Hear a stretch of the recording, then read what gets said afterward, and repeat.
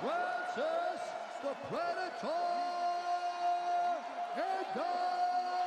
Ngannou. From being the heavyweight champion at the UFC to suddenly becoming a free agent trying to find the right fit, Francis Ngannou is going through some pretty big changes. It's been an incredible journey.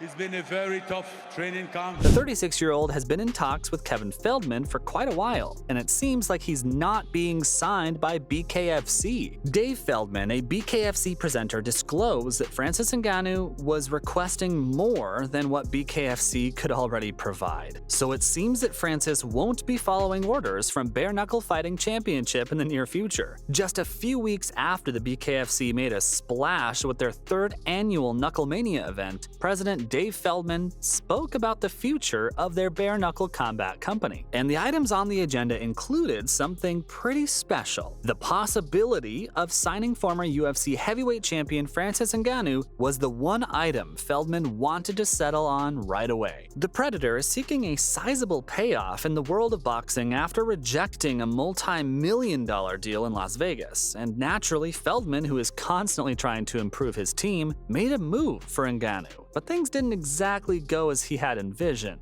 That led him to admit that the two sides were simply too far apart to make it work. Sounds like trouble in paradise if you ask me. Feldman made a statement sharing that he doesn't think they're going to bring him over. The sum of money he's asking is simply not what they can manage right now. Honestly, he doesn't think that they were in our wheelhouse at the time when they started talking about all the stuff they wanted. So he might just stop going for the guys he thought he could get. That means removing Francis Ngannou from the equation and focusing on another free agent. Dave Feldman did mention Nate Diaz, who is still in the running. The Stockton Samurai made the decision to leave his 15-year employment when his contract with the UFC expired in September, and he decided to pursue other options in the combat sports industry. Although Diaz's final destination is still up in the air, BKFC is aiming to hire him soon, which might work in favor of both parties. Dave mentioned that they've been speaking to him pretty frequently. Besides, it's clear that they want to work with him. It's definitely something we're talking about. They're just, they're taking their time and they want to find the right opponent and the right offer. All that's left to see is what they can accomplish at the end of the day. Apparently, he's not quite certain of Nate's intentions. The man has a lot of scar tissue, so it might not be good for him to be struck by a bare knuckle. For Feldman, though, it may just be fantastic. They'll learn more over the course of the following several weeks, but working with his team has been a pleasure according to the guy. They're excellent to work with. Still, that may not play out so well for Francis Ngannou. The clock's ticking for him. The man has already received a warning from BKFC president, and the warning says only one thing: his value is starting to drop. And Feldman seems to agree. According to him, Ngannou's window of opportunity is closing. Francis Ngannou officially became an unrestricted free agent 3 months ago. He made the decision to leave the UFC and the top MMA organization as a result of a protracted contractual disagreement. A disagreement that came to no end and no compromise. I signed my last contract in December 2017. Even at the time, I knew it wasn't a good contract.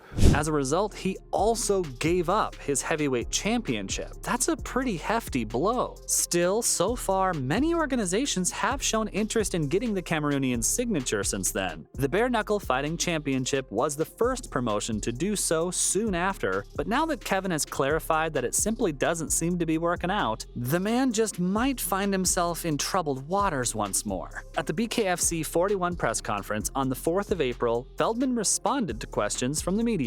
He was asked about the most recent developments in his negotiations with Ngannou during the press conference. The founder and CEO of BKFC said that he had spoken with the Predator, but he called the former UFC fighter's financial demands unrealistic. But the conversation didn't exactly end there. The chairman of BKFC also thinks that Ngannou's stock is declining as his period of free agency continues. Despite Feldman's suspicion that the heavyweight knockout artist is chasing an excessively large salary salary, he cautioned the Cameroonian powerhouse that in light of this, he needs to pick something as quickly as possible. And you know what? That is actually pretty sound advice. While Ngannou has shared his desire to pursue other opportunities in addition to returning to mixed martial arts, it's pretty clear that his immediate priorities are in the ring, and if he wants that to pan out well, he needs to hurry. So, let's explore the man's options for him. The clock may be ticking, but he's still Francis Ngannou. Now that he is a free agent, the man's been discussing a lot of options, such as a PFL-sponsored MMA appearance and a 2-fight boxing contract with Deontay Wilder. And while his past with the UFC is still raw right now, many people, including UFC legend Chael Sonnen, have urged Ngannou to put his differences with President White behind him and consider making a comeback. But I'm thinking Chael didn't run that with the UFC president first, because White, on the other hand, has asserted that Ngannou won't ever step foot inside the UFC octagon. During an interview on the Pat McAfee show, White was asked if Ngannou might ever return to the UFC, and his response was a crisp and clear no. According to Dana, they've worked with him for a long time, and for 2 years they tried to get Francis Ngannou into a fight, but it's hard to interact with him.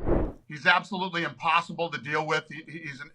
No. So what's done is done, and he won't ever compete in the UFC again. At first, Francis made his decision despite all the effort they put in, and now Dana White has too. According to him, it must have taken Hunter Campbell, the chief business officer he employs, 75 meals to convince his guy Ngannou to join the team. That's not all. They also gave him a sizable monetary gift and just showed him respect. But now that ship has sailed, even if they wanted to keep him, and that's that. Dana White's statement may be true. The man's been insisting that Francis received a cash offer that was comparable to that of prominent UFC fighter Brock Lesnar. Ngannou claimed that he was dissatisfied with the way he was handled throughout the discussions, and that's what prompted him to leave, among other factors. Either way, it seems there's no going back for these two. That leaves the other option, PFL. In his and the league's pursuit of former UFC heavyweight champion Francis Ngannou, PFL president Ray Sefo isn't giving up. The largest name available in the fight game is Ngannou, and one that is still on the market. And MMA organizations like the PFL and Bellator have asked the man about his interest in joining their ranks. If you think about it, many of Ngannou's criteria are met by the PFL, including contractual flexibility, the chance to negotiate higher fighter compensation, and a promotion that prioritizes the care of combatants. So it's looking good so far. But Ngannou and Sefo and PFL are still in discussions, and they are among the favorites to sign him. Sefo has already shared that he's aware that Francis has other interests, and he is aware of their position on that as well. And it's all okay. Now that's a green flag if there was one. Ray Sefo would be thrilled to have him. So I'm guessing the ball's in Francis's court now. That's all on the Kevin Feldman and Francis Ngannou BKFC negotiations so far.